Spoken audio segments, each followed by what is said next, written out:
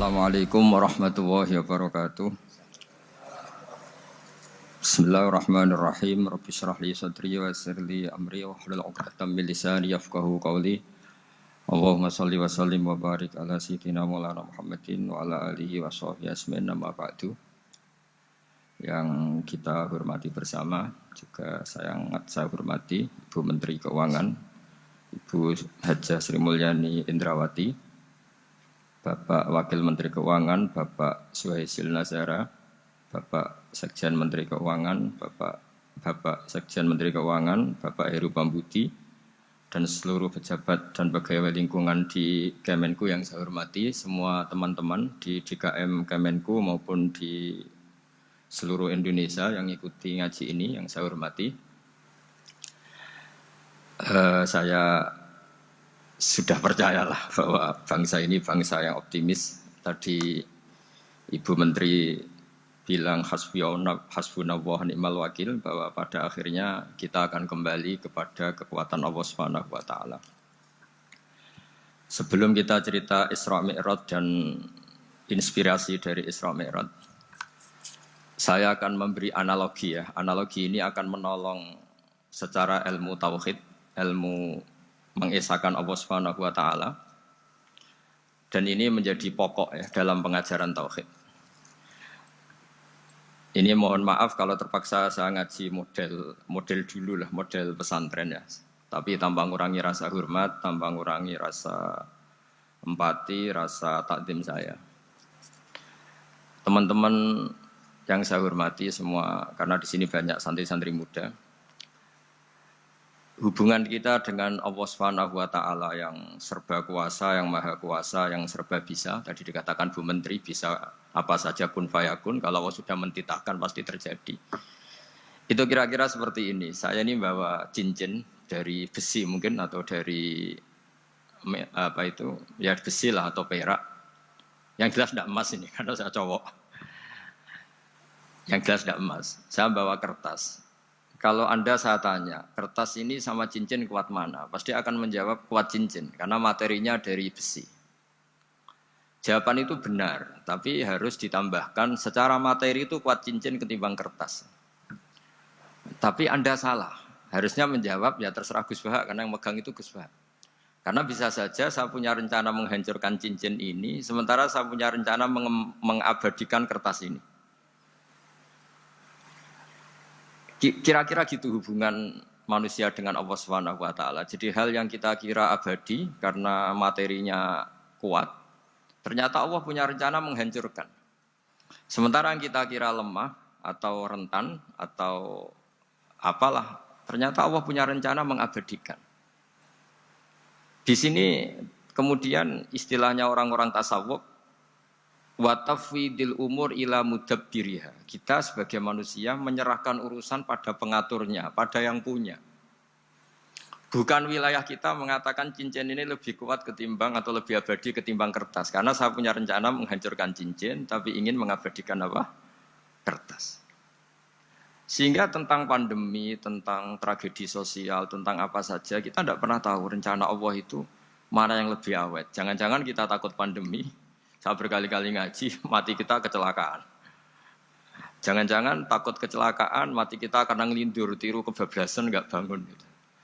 Kita takut mati ngelindur, mati kecelakaan, jangan-jangan mati kita karena likuifaksi, karena gempa atau karena tsunami. Nah, hal-hal seperti ini yang terus menjadikan kita bilang dan berkeyakinan hasbunallah wa ni'mal wakil. Hanya Allah yang tahu dan semua urusan mencukupi kita hanya Allah. Tadi kata Bu Menteri, kita akan menghadapi ini dengan ilmu pengetahuan dan pengalaman. Oke, saya sangat setuju itu. Tapi lagi-lagi bangsa ini dan seluruh tren dunia itu kalau misalnya baru tsunami, ya semua orang ramai ketakutannya pada tsunami. Ilmuwan berteori bahwa tsunami siklusnya sekian tahun per sekian tahun. Nanti pas gempa juga gitu, pas likuifaksi juga gitu. Nanti kalau mudik mungkin ketakutan orang sama kemacetan, sama macam-macam lah. Takut kecelakaan laka di jalan dan sebagainya. Sehingga sebelum ngaji ini lebih jauh, pastikan bahwa tidak dalam wilayah kita mengatakan bahwa cincin ini lebih abadi, lebih awet ketimbang kertas. Tapi kita harus menjawab secara materi cincin itu lebih awet ketimbang kertas. Tapi secara hakikat ya terserah yang mengendalikan, terserah yang punya rencananya apa. Nah, di sini pentingnya ngaji. Karena dari ngaji itu kita akan kembali ke ma'rifatullah, ngerti Allah yang sebenarnya. Sebab itu di surat Isra disebut pada akhirnya ngaji itu apa?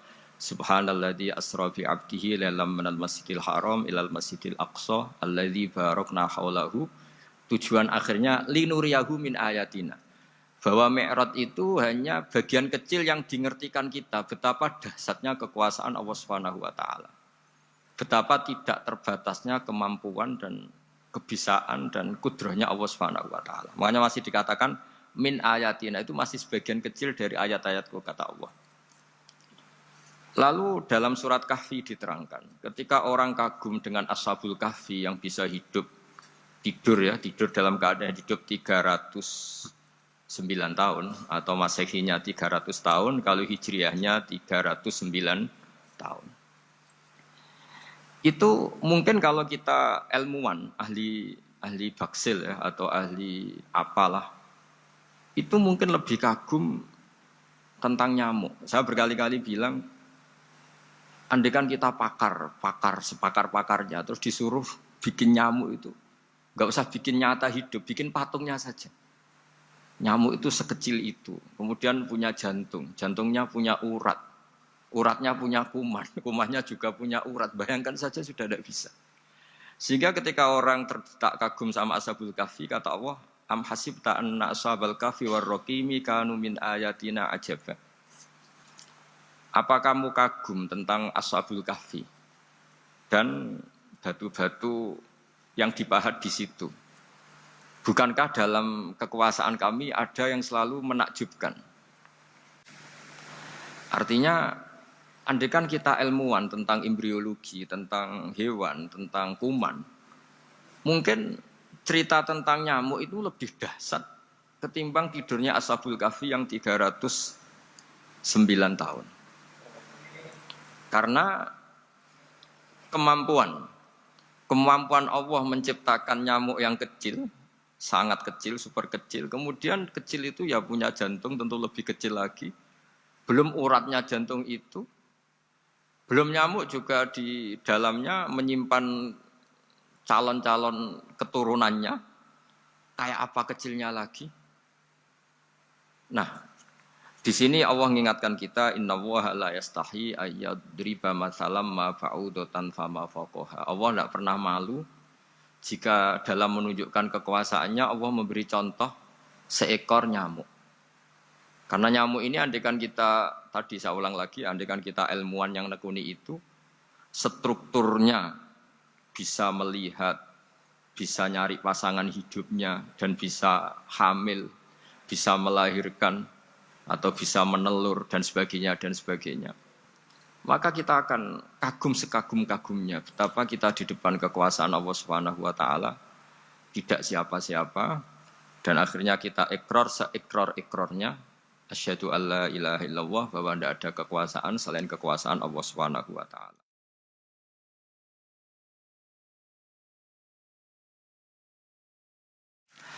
Lalu kenapa nyamuk itu tidak menjadi perhatian publik?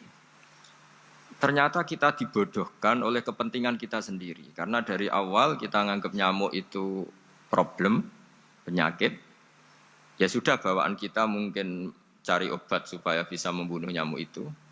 Atau melihat nyamuk itu sebagai problem, bukan sebagai ayatun min ayatillahi ta'ala, sebagai tanda-tanda kebesaran Allah Subhanahu wa ta'ala.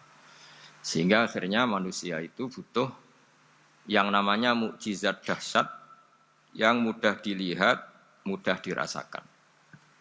Akhirnya kita tahu dalam sejarah para nabi, Nabi Musa minta mukjizat Laut Merah dibelah sehingga bangsa Israel bisa melewati kejaran Fir'aun dan sampai selamat dari kejaran Fir'aun. Nabi Soleh umatnya minta keajaiban, yaitu onta keluar dari batu besar. Dan Nabi Soleh menuruti, akhirnya ada onta yang keluar dari batu besar. Begitu juga nabi-nabi sebelum itu atau setelah itu selalu ada mukjizat yang memang manusia tidak mampu. Nah, kata tidak mampu ini yang semua umat para nabi tidak akan seunggul umat Nabi Muhammad SAW. Karena kita sebagai umat Rasulullah SAW untuk merasa tidak mampu itu tidak harus hal-hal seperti membelah laut, tidak harus hal-hal seperti unta keluar dari batu, tidak harus hal-hal yang dahsyat kayak tongkat Nabi Musa menjadi ular besar yang menelan semua sihir-sihirnya Fir'aun. Kita sebagai umatnya Nabi selalu tiap hari bilang innallaha ala kulli syai'in qadir, hanya Allah yang mampu. Allah mampu atas segala hal. Melihat nyamuk kita iman, melihat hal-hal kecil. Karena kita ketika melihat nyamuk itu mesti kita itu kok hebat nyamuk tanpa rapat, tanpa ada gaji dari Kemenku bisa populasinya dijaga. Padahal musuhnya banyak. Musuhnya nyamuk itu umat manusia yang katanya makhluk paling cerdas di dunia. Tapi tidak juga bisa menghabisi nyamuk. Mungkin mereka juga rapat terus untuk menjaga ketahanan populasinya. Jadi, andai kan kita pakai ayat tadi, innallaha la yastahi ayyadriba masalam ma ba'udah. Allah itu tidak pernah malu untuk menunjukkan kekuasaannya. Cukup misalnya kita belajar tentang nyamuk. Sudah sekecil itu punya mata, matanya punya saraf, punya urat. Terus sekecil apa? Sudah gitu nyamuk sendiri punya kuman. Kalau nyamuk sendiri kecil, terus kumannya sekecil apa? Terus organ tubuhnya seberapa? Ini sudah kedahsyatan yang luar biasa yang menjadikan kita iman. Innallaha ala kulli syai'in qadir. Allah sendiri yang maha kuasa. Sehingga kembali ke tadi, peristiwa Mi'raj yang super dahsyat pun kata Allah masih dikatakan linuriyahu min ayatina. Hanya untuk menunjukkan sebagian dari ayat-ayatku, bukan mewakili semua ayat-ayat kekuasaan Allah Ta'ala. Tapi sebagian, min itu tab'id sebagian. Lalu sebelum kita jauh belajar, kita sendiri juga, saya sendiri masih belajar. Kehebatan Rasulullah SAW, Nabi akhir zaman, kenapa hebat? Itu diantaranya adalah karena mukjizat tongkat itu pada akhirnya diletakkan di museum. Orang melihat, terus gaya-gayanan kuat ke Turki atau bisa melihat langsung di museum. Dan setelah melihat kadang-kadang kita ragu, masa tongkat ini betul itu. Kalau setelah misalnya yakin, bisa dipakai lagi enggak? Jadi hal-hal yang mengundang pertanyaan sekaligus keraguan. Beda dengan ajaran Rasulullah Muhammad SAW. Ketika Nabi cerita betapa kekuasaan Allah itu super dahsyat. Buktinya ya nyamuk tadi. Kayak apa susahnya bikin nyamuk. Sudah kecil, punya organ tubuh tentu lebih kecil, punya urat lebih kecil lagi, punya kuman yang lebih kecil lagi, dan kuman itu juga punya organ tubuh lebih kecil lagi.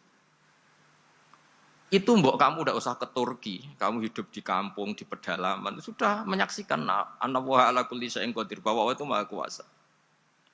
Nah, ngaji bareng ya, ngaji seperti ini. Saya termasuk kiai yang selalu berkampanye supaya orang ikrar seikrar-ikrarnya bahwa kita ini di tangan Allah Subhanahu wa taala. Saya kemarin-kemarin ngaji sama orang-orang Grab, juga barusan 3 hari yang lalu, 4 hari yang lalu ngaji sama teman-teman disabel atau difabel. Karena mereka kalau dibahasakan disabel nggak mau, tapi komunitas internasional mintanya dis pakai bahasa S, tapi kita di Indonesia pakai difabel. Akhirnya kita tahu, ternyata orang yang kita kira menderita karena fisiknya, ternyata kadang lebih bahagia. Karena Allah bisa mengalihkan pikiran untuk positif. Saya berkali-kali guyon di depan para tamu. Saya pernah punya tamu itu perempuan nggak cantik miskin lagi. Itu nyata ini. Gus doakan supaya suami saya kaya. Terus saya bilang, memangnya kalau sudah kaya ngapain itu? Ya paling tidak rumah saya diganti, mobil saya diganti. Tapi nanti akhirnya ngevaluasi Anda juga ingin diganti. Gitu.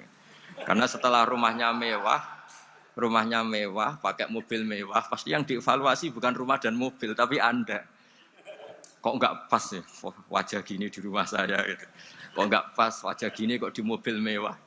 Akhirnya ibu-ibu tadi sudah Gus nggak jadi.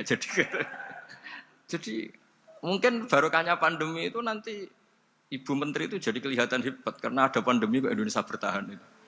Tapi kalau nggak ada pandemi kan ya biasa aja, memang normal. Gitu. Kiai juga gitu, diuji santri yang kadang beli, umat yang nggak jelas. Ya, itu memang ujiannya. Kalau nggak ada ujian ya nggak keren. Kayak ya biasa aja lah kita hadepin, ya kita tadi kata Bu Menteri ya kita ikhtiar dan berdoa. Lalu saya ulang lagi. Jadi logika itu bisa pakai analogi. Analoginya tadi, salah Anda kalau mengatakan cincin ini lebih kuat ketimbang kertas. Yang benar adalah secara materi ini lebih kuat ketimbang kertas. Tapi soal nanti kekuatannya sampai kapan terserah yang punya. Bisa saja saya punya rencana besok ini saya luluhkan, saya hancurkan. Yang ini saya simpan. Kayak apa dulu dinosaurus itu kuatnya kayak apa? Habis. Ayam yang selemah itu sampai sekarang masih ada. Karena Allah menghendaki dinosaurus diakhiri, sementara ayam tidak. Kayak apa nyamuk itu yang musuhnya orang seluruh dunia. Ditemukan apa, mulai begon apa. Tapi sampai sekarang bertahan. Apa kita perlu konsultasi sama nyamuk gimana ini kok bisa bertahan, resepnya apa? Karena Allah menghendaki itu disisakan masih.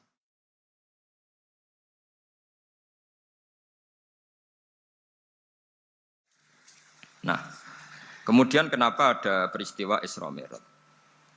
Saya termasuk orang yang sering menulis tentang fikih sholat, tapi nulis saya untuk diri saya sendiri tak pakai ngaji.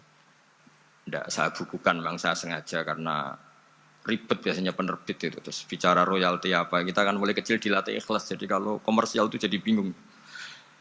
Karena tidak biasa komersial, jadi kalau diajak komersial itu malah jadi bingung. Nabi ketika Mi'raj, ini yang jarang dikaji. Sebetulnya kalimat-kalimat dalam sholat, pertama Rasulullah Muhammad SAW ketemu Allah, itu Nabi maju. Maju ini Jibril sebenarnya mau ikut. Karena Nabi bilang, ya Jibril jangan tinggalkan saya sendiri. Terus kata malaikat Jibril, sudah makam saya sampai sini, kelas saya sampai sini aja. Tidak, kamu harus nemani saya. Ketika memaksa nemanin, beliau tidak kuat. Di beberapa rawat dijelaskan sampai beliau pingsan, sampai beliau tidak sadar. Akhirnya terus ada ayat, wa ma minna illa lahu maqamu ma'lum. Kita punya kelas tertentu yang enggak levelnya sampai sana. Akhirnya Nabi masuk wilayah itu, area itu. Dan Nabi ngendikan at-tahiyatul mubarakatus sholawatut thayyibatulillah. Kira-kira maknanya semua kehormatan, semua kebaikan, semua yang bersembah suci itu milik Allah Ta'ala. Lalu Allah menjawab, Assalamu alayka ayyuhan nabiyyu wa rahmatullahi wa barakatuh. Bahwa kamu Muhammad mendapat salam dari saya, mendapat semua kehormatan, semua keselamatan. Kemudian Nabi itu karena sebagai hamba yang tidak egois, tidak ingin kalau nikmat dirasakan sendiri, tidak ingin kalau sedang senang beliau sendiri yang merasakan, beliau ngendikan Assalamu alayna wa ala ibadillahi sholihin. Ya Allah tolong bahwa status selamat itu tidak hanya milik saya, tapi milik siapa saja yang soleh. Soleh itu ya sesuai kelas masing-masing. Setelah itu para malaikat melihat kebaikan Nabi yang seperti ini, melihat mentalnya atau keinginannya yang luar biasa untuk baik kepada semua orang, wa ala ibadillahi sholihin. Terus malaikat saat itu rame-rame bersaksi asyhadu alla ilaha illallah wa asyhadu anna muhammadar rasulullah. Catatannya apa di sini? Bahwa ternyata kesaksian tentang syahadat itu dimulai rasa tidak egois. Merasa bahwa rahmat ini harus dirasakan semua orang. Wa ma arsalnaka illa rahmatan lil alamin. Jadi rahmat ini harus dirasakan banyak orang. Kita tahu misalnya Islam melarang narkoba misalnya. Memang narkoba itu mengganggu. Hampir semua kecelakaan rata-rata faktor supir itu narkoba. Begitu juga pembunuhan yang sadis, rata-rata efek dari pengaruh narkoba. Sehingga Islam keras sekali tentang narkoba. Dan alhamdulillah di Indonesia ditangani BNN yang sangat serius melawan narkoba. Nah, keputusan Islam melarang narkoba itu keputusan yang luar biasa, yang menjadi berkah bagi semua. Begitu juga keputusan Islam tentang melarang zina, melarang perbudakan, melarang penipuan. Dan Islam mendukung misalnya gerakan nikah, gerakan adil, gerakan keseimbangan dan kemanusiaan. Sehingga agama ini akan dinikmati siapa saja karena ajarannya. Lalu agama ini bisa nikmat, itu solusinya gampang menurut Rasulullah, yaitu sholat. Nabi itu kalau pusing menghadapi banyak hal, Itu mesti keluar masuk. Terus tanya sama istrinya, kapan waktunya sholat? Kapan Bilal datang? Dulu kalau mau waktu sholat, Bilal datang ngetok pintu Nabi, ya Rasulullah sekarang waktunya sholat. Itu Nabi membahasakan sholat itu unik. Ini tentang Mi'raj ya, karena hasilnya ya sholat tadi. Arikhna ya Bilal. Arikhna itu tolonglah bikin nyaman saya dengan sholat. Sebelum kita belajar sholat secara serius, gampang. Kalau kita misalnya menteri, atau kita ajudan, atau kita apa. Kayak apa asiknya kita kalau ngomong-ngomong sama presiden, bercengkrama dengan presiden, atau dengan menteri, atau dengan kiai, dengan atasan. Sholat itu media di mana kita asik dengan Allah Ta'ala. Kalau kita bisa asik dengan atasan yang manusia, apalagi ini asik dengan Allah Subhanahu wa Ta'ala. Sehingga kita harus malu kalau sholat tidak asik. Kita ketemu orang yang kita hormati saja asik, masa ini ketemu Allah Ta'ala tidak asik. Sehingga dulu, bawaannya orang dulu itu kalau sholat, untuk tidak cepat itu harus diperintah. Dulu para nabi, para sahabat kalau sholat itu lama-lama. Sehingga sampai nabi yang turun tangan, wahai para sahabatku, kalau kamu jadi imam jangan lama-lama. Karena dulu semua orang itu penikmat sholat. Sehingga untuk tidak lama itu nunggu diperintah. Kalau kamu jadi imam jangan lama-lama, kasihan makmumnya itu. Nah sekarang alhamdulillah tanpa dilarang sudah cepat semua. Ini sudah ada kemajuan, ini sudah maju sekali ini. Enggak usah dilarang sudah cepat. Dulu itu saking asiknya orang sholat. Untuk supaya agak cepat itu harus ada perintah dari Nabi. Kalau kamu jadi imam jangan lama-lama. Nah kita kalau sedang pas baiklah, pas waras lah kira-kira gitu. Kalau bahasa orang Pantura, saya ini orang Pantura. Jadi kalau ngomong lebih keras, lebih vulgar. Normalnya orang sholat itu tidak bisa ngakhiri. Normalnya, saya ulang lagi, normalnya orang sholat itu tidak bisa ngakhiri. Karena ketemu zat yang kita cintai. Kita kalau ketemu orang yang kita hormati, yang kita cintai, itu nggak bisa ngakhiri. Misalnya mungkin anak muda, contohnya ketemu pacar, tidak bisa ngakhiri. Kita kangen sama temen, jagong, tidak bisa ngakhiri, karena asik. Nah ini ketemu Allah yang dipuja-puja, dipuji-puji, kemudian cepat ingin ngakhiri. Jadi ini kita agak aneh. Makanya normalnya orang sholat itu tidak bisa ngakhiri. Dan itu normal. Sehingga dulu ketika Sayyidina Umar itu ditikam sama satu benda yang kayak pancing itu. Panah itu kan kayak pancing ya. Jadi kalau masuk cepat tapi nariknya susah. Karena ada grendelnya. Itu tiap ditarik sakit. Dan beliau bilang, nanti setelah saya sholat tarik. Beliau sholat, nyaman. Ditarik itu enggak gerak sama sekali. Karena dia sudah istighraq billah. Sudah nyaman dengan Allah sehingga ditarik itu enggak kerasa. Dulu di daerah sini masih keluarga kita lah, masih keluarga kita semua. Ada seorang wali jadi imam masjid. Itu di PHK sama takmirnya. Karena ketika sujud dia asik terus lama sekali. Sampai 30 menit. Sampai santrinya bilang, "Mbah, sampun." Setelah itu rapat dihentikan. Ditanya, "Kenapa Mbah sujud begitu?" Saya tidak bisa mengakhiri orang nikmati sujud kemudian ingin berhenti. Nah, Sayyid Ali Zainal Abidin yang populer, cucunya Rasulullah SAW, anaknya Sayyid Husain, putranya Sayyid Husain. Itu bapak saya kalau cerita, beliau itu sebetulnya sholat itu hanya ingin 2 rakaat. Setelah sholat 2 rakaat, ya Allah sebagai hadiah, nikmat saya sholat 2 rakaat karena asik dengan engkau, saya akan syukur lagi sholat 2 rakaat. Akhirnya ketika nikmati sholat, dia sholat lagi 2 rakaat sampai akhirnya 1000 rakaat. Itu tanpa rasa capek, karena merasa keasikan. Masa momen seasik ini kemudian saya tinggalkan ya Allah. Akhirnya sholat lagi. Sehingga ada seorang wali ditanya, "Kamu ingin masuk surga?" Tanya, "Di surga ada sholat enggak?" Enggak ada katanya. Wah kalau enggak ada sholat saya enggak masuk surga. Terus dibilang, "Ya sholat aja." Terus dia mau masuk surga. Kalau kita akan kebalikan, kita ini masuk surga itu sebetulnya kita ngawur sekali. Ngawurnya adalah, masuk surga, ada sholat lagi, enggak ada puasa lagi. Jadi ini kan, kita ini jadi makhluk yang aneh. Jadi kita ini masuk surga senang karena sudah ada kewajiban apa? Sholat. Jadi ini agak aneh. Sesuatu yang menjadikan kita masuk surga, tapi sesuatu yang kita benci setelah masuk surga. Asiklah di surga karena ada sholat. Nah, apapun kondisi kita harus latihan. Harus latihan kita entah seberapa kadarnya ingin niru Rasulullah SAW ketika ngendikan wa qurratu aini fi sholat. Nyamanku, hatiku tentram kalau saya pas sholat. Sehingga tadi sudah saya katakan tadi. Dulu itu untuk menghentikan sholat itu susah. Sampai Rasulullah sendiri yang merintahkan, "Hei para imam kalau sholat jangan lama-lama." Kalau sekarang Andai kan Nabi hidup di zaman sekarang, pasti tidak ada pengumuman itu. Karena semuanya sudah cepat, ya. Malah super kilat itu. Ada yang terawih 20 rakaat hanya berapa? 8 menit dulu. Itu kan 7 menit itu.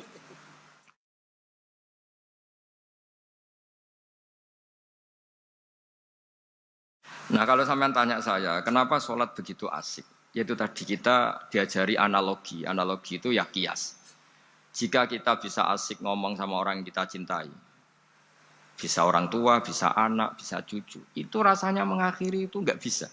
Karena bawaannya asik. Apalagi ini kita munajat, bercengkrama dengan zat yang kita butuhkan sebelum kita ada, sampai setelah kita ada, sampai setelah kita tidak ada.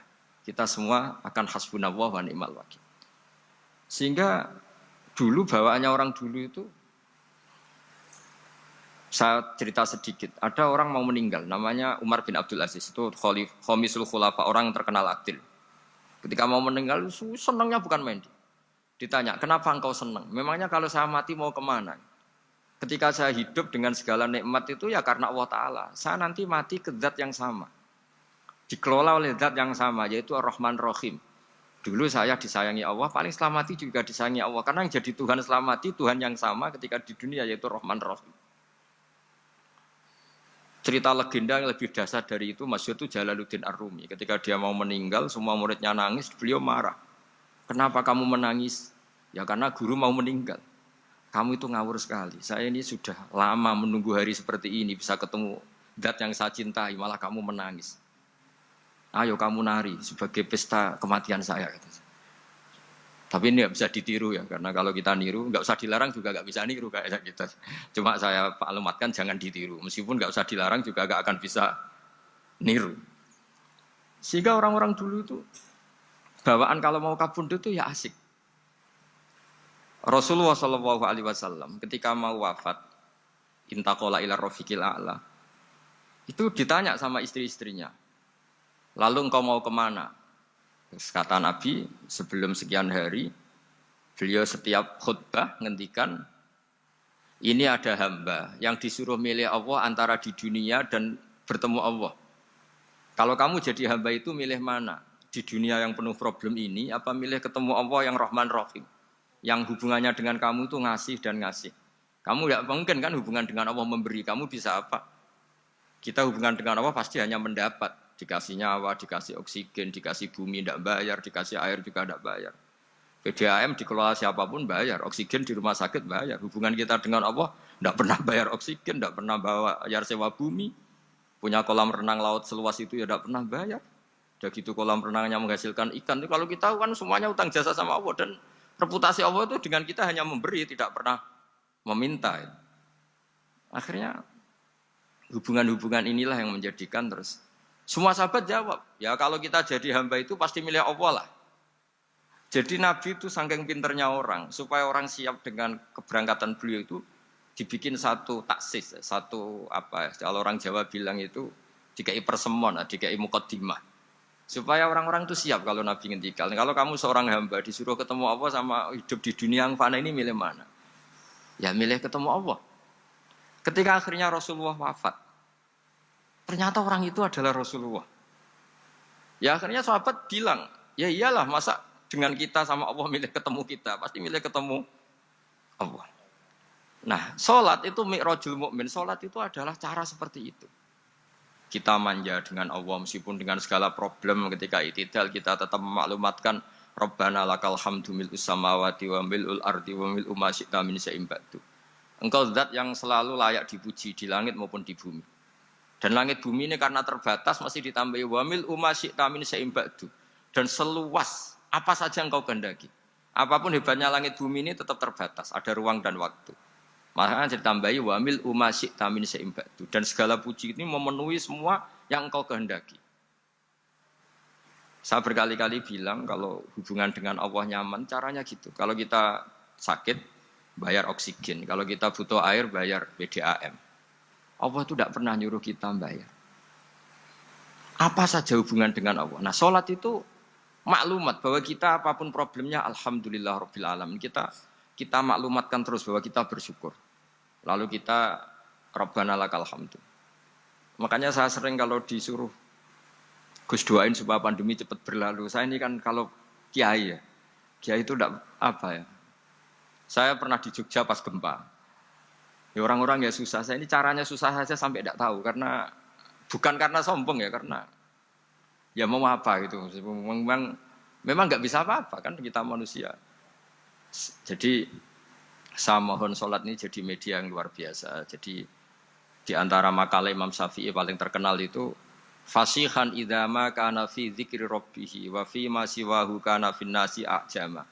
Orang baik itu orang yang fasih. Fasih itu lantang dan cerdas dan vulgar dan nyaman ketika ngomong tentang Allah. Salat itu semua hubungan kita ngomong dengan Allah. Misalnya kabira walhamdulillah katsira. Hanya Engkau yang maha besar ya Allah. Orang yang katanya terkuat di dunia karena presiden superpower misalnya. Nyatanya waya mati ya mati. Kalau nggak makan lemes. Jadi orang kita sadar. Yang katanya orang terkuat, paling hebat. Kalau nggak makan lemes. Artinya ternyata hanya sekuat itu. Dia bisa instruksi seluruh dunia misalnya untuk apa. Ya. Tapi coba apa dia kuat nggak makan 2 hari. Makanya hikmah puasa itu orang tahu. Ternyata makhluk yang paling mulia itu manusia. Kalau nggak makan nasi 1 piring itu ya mati. Berarti hidup nasi sama manusia. Nanti kalau nasi bilang, saya tidak butuh kamu. Tapi kamu butuh saya. Itu habis kita sudah. Makanya ketika ada orang yang mempertuhankan manusia, itu Allah cara menafikan itu hanya bilang, kana yakulanit to'am. Yang kamu tuhankan itu makan. Hanya makan itu kalau dia tidak makan lemes. Jadi kiai itu atau manusia-manusia yang dekat Allah al-arif billah itu ketika mengatakan kabira walhamdulillah katsira subhanallahi bukrata wa asila itu kelihatan. Makanya Quran kalau mencibir kita, falola in kuntum ghaira madinin tarji'unaha in kuntum shadiqin. Kalau kamu merasa dikjaya, mbok jangan mati, mbok jangan tua. Sudahlah hidup terus. Dikjaya kok mati gak keren. Orang top kok mati itu gak keren. Jadi apa cara gojlek tuh ya sudahlah kalau kamu hebat jangan mati katanya. Nah, sholat tuh mengingatkan itu terus. Sampai kita bilang inna sholati wa nusuki wa mahyaya wa mamati lillahi rabbil alamin. Gusti, saat ini saya ikrarkan hidupku, matiku semuanya terserah Engkau. Nah, lagi-lagi tadi ketika kita bilang cincin ini lebih kuat ketimbang kertas, Anda salah. Karena itu hanya secara materi. Kuat tidaknya terserah yang mengendalikan. Karena saya punya rencana menghancurkan cincin ini, besok mau saya lebur, sementara saya mau mengabadikan kertas ini. Nah, disinilah terus kita diajari misalnya di surat Yasin yang populer, Allah itu siapa? Allah itu subhanalladzi biyadihi malakutu kulli zat yang mengendalikan semua sesuatu.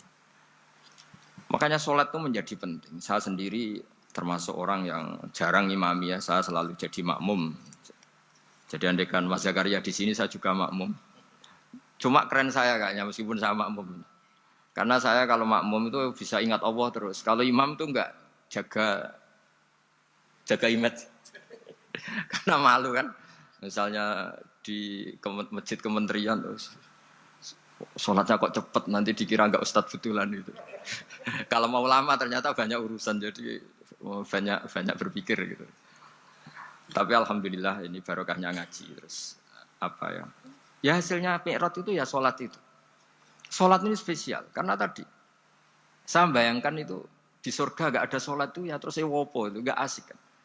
Itu kalau Imam Ghazali itu membarter kita itu begini. Kalau kamu bangga di kasrotin nisa pasangan kamu banyak, itu ayam lebih kuat ketimbang Anda karena 1 hari 1 jam bisa berapa kali.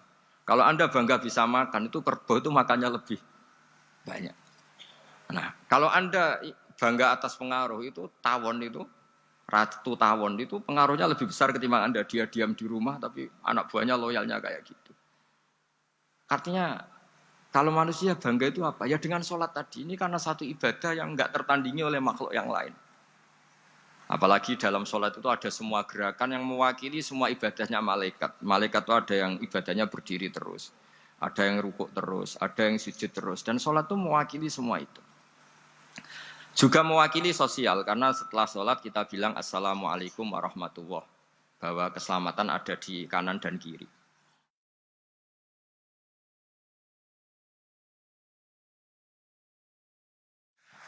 Nah, oke ya itu sakralnya Mi'raj. Tapi di balik Mi'raj itu ada hal-hal yang manusiawi. Dan ini yang terjadi di dunia. Ketika Rasulullah melangkai makamnya Nabi Musa, makam itu status, ranking lah kalau dalam bahasa Indonesia itu. Kalau bahasa Indonesia itu ribet, makam itu kuburan. Makanya orang Indonesia sering tanya saya, Gus, makamnya Nabi Ibrahim kok batu? Makam yang dekat Ka'bah itu bukan makam dengan makna kuburan, itu tempat yang dipakai Nabi Ibrahim membangun apa? Ka'bah. Cara Jawa pancatan itu. Nabi Musa itu gak terima, komplain sama Allah. Ya Allah, ini lebih junior ketimbang saya. Kenapa makamnya melangkai saya? Ini tidak fair. Jadi di mana-mana manusia itu kalau disalib junior itu ya tidak terima. Ya ada manusianya.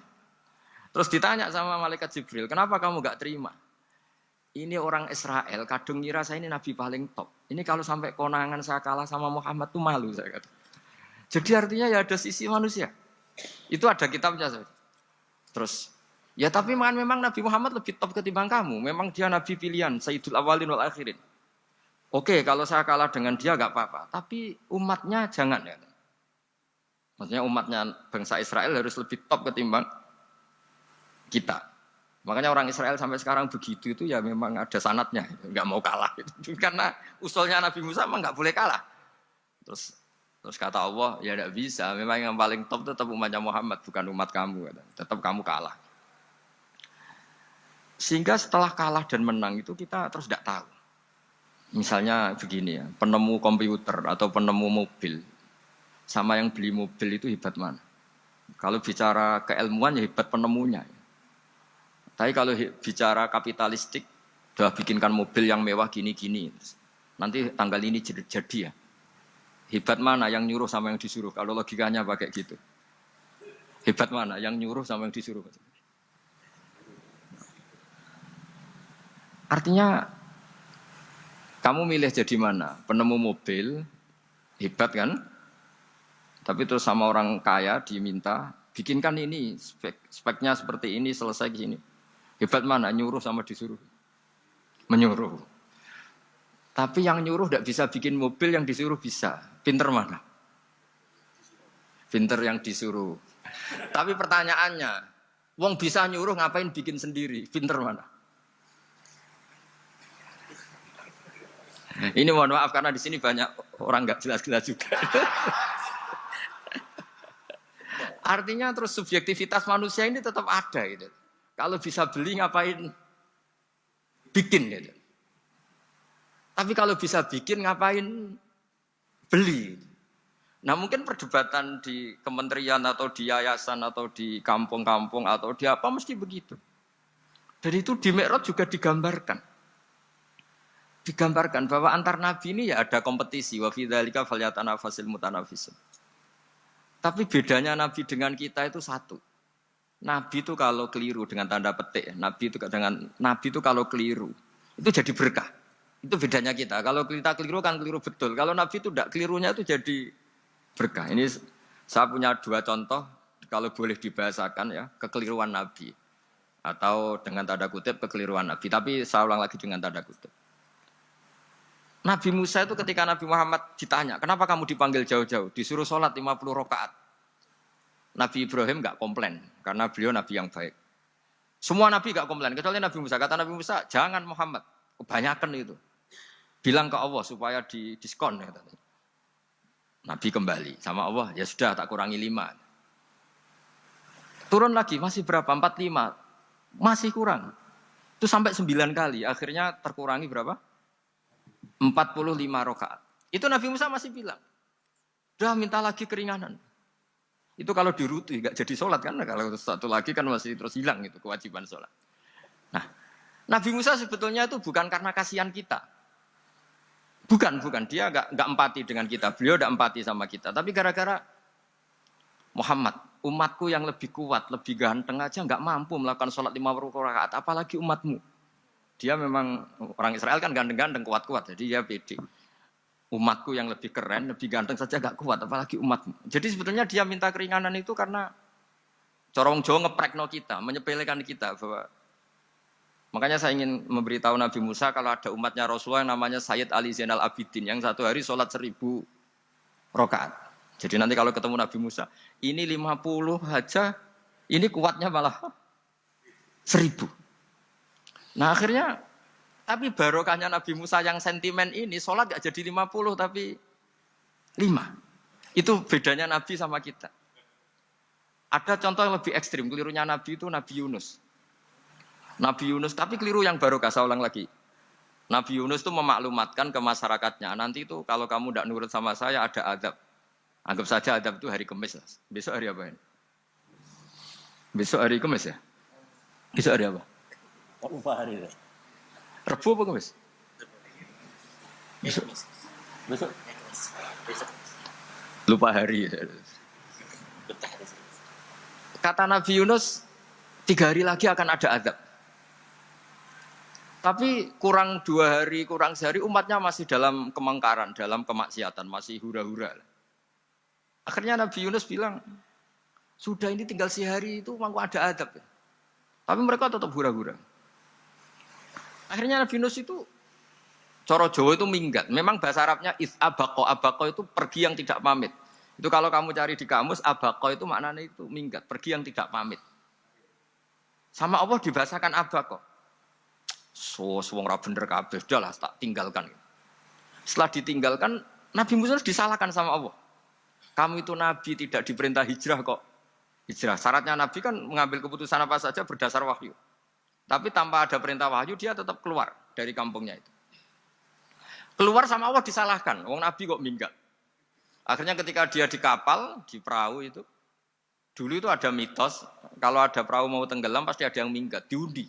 Sampai 3 kali yang keluar dia, akhirnya tahu diri nyemplung deh. Nyemplung terus ditelan ikan nun. Pokoknya ikan besar lah.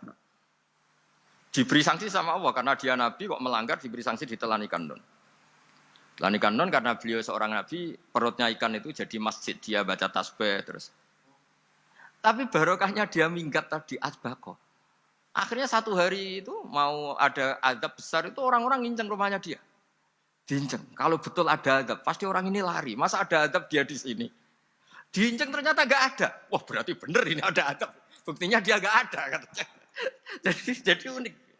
Akhirnya dicinceng gak ada terus dia, wah berarti ada azab betul.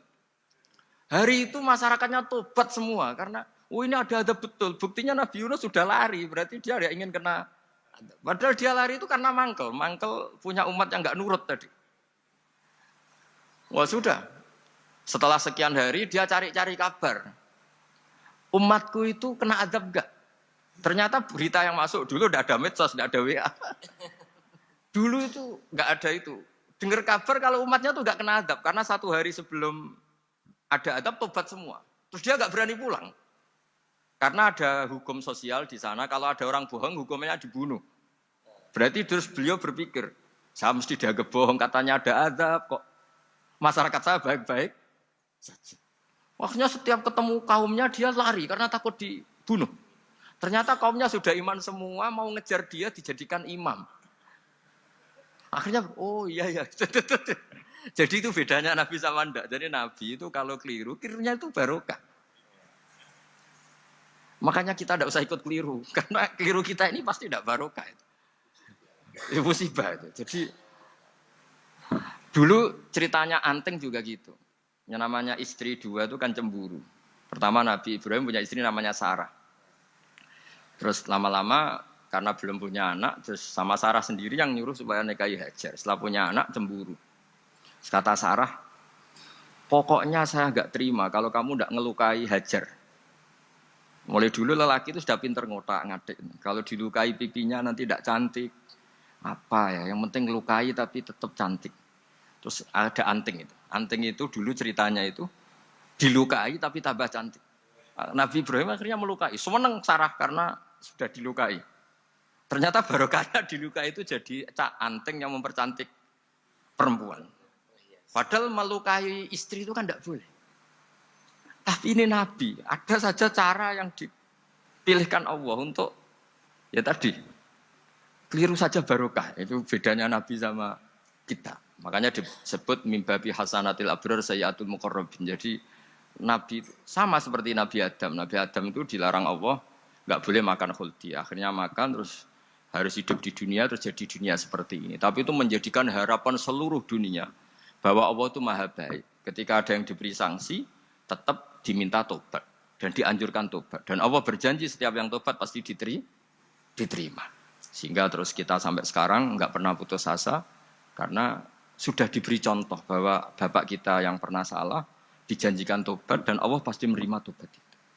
Jadi ini bedanya kita dengan Nabi. Jadi semoga lewat pengajian ini atau ngaji bareng ini kita tahu kalau kita ahli astronomi atau ahli meteorik mungkin takut kita kejatuhan meteor. Kalau ahli gempa mungkin takut lempengan kita gini terus gempa. Kalau ahli tsunami takutnya tsunami. Kalau ahli sosial takut chaos. Mungkin yang ahli perbankan takut ras. Jadi kalau nuruti takut ya takutlah. Tapi cobalah kita iman lagi. Tadi kata Bu Menteri sudahlah punya hasbunallah wa ni'mal wakil ya sudah Indonesia pasti akan baik-baik saja dan kita akan selalu berharap dengan kecerdasan dengan ikhtiar. Tapi kita akan selalu berdoa kepada Allah Subhanahu wa taala. Saya kira demikian dan mohon maaf. Monggo berdoa bareng-bareng. Al-Fatihah. Bismillahirrahmanirrahim. Ar-Rahmanir-Rahim. Maliki yaumiddin. Alhamdulillahi rabbil alamin. Wassalatu wassalamu ala siratal ladzina an'amta 'alaihim ghairil maghdubi 'alaihim waladdallin. Amin. Bismillahirrahmanirrahim. Nahmaduka ya wali ya hamid wa shalli wa sallim wa barik ala sayyidina Muhammad wa ala alihi wa barik wa sallim asma'in. Wa shalli ala anbiya'ika rusulika asma'in. Allahumma ij'alna ya wa ahla baldatina aminina mutmainnina alladziina la khaufun 'alaihim wa la hum yahzanun. Waj'alna salimin wa nimin mu'afin min kulli bala'id dunyal akhirah. Waj'al ya Allah salamatana salamatan yusla biha kitabukal karim.